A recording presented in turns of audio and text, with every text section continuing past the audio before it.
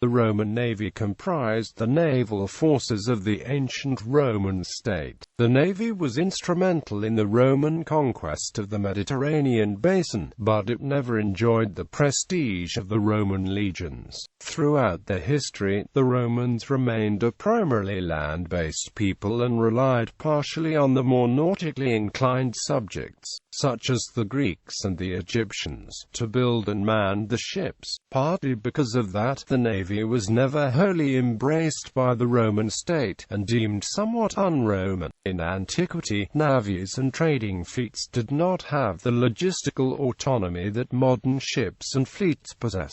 Unlike modern naval forces, the Roman navy, even at its height, never existed as an autonomous service but operated as an adjunct to the Roman army. During the course of the First Punic War, the Roman navy was massively expanded and played a vital role in the Roman victory and the Roman Republic's eventual ascension to hegemony in the Mediterranean Sea. In the course of the first half of the 2nd century BC, Rome went on to destroy Carthage and subdue the Hellenistic kingdoms of the eastern Mediterranean, achieving complete mastery of the inland sea, which they called Mare Nostrum. The Roman fleets were again prominent in the 1st century BC in the wars against the pirates, and in the civil wars that brought down the Republic, whose campaigns ranged across the Mediterranean. In 31 BC, the Great Naval Battle of Actium ended the civil wars, culminating in the final victory of Augustus and the establishment of the Roman Empire. During the imperial period, the Mediterranean became largely a peaceful Roman lake. In the absence of a maritime enemy, the navy was reduced mostly to patrol, anti-piracy and transport duties.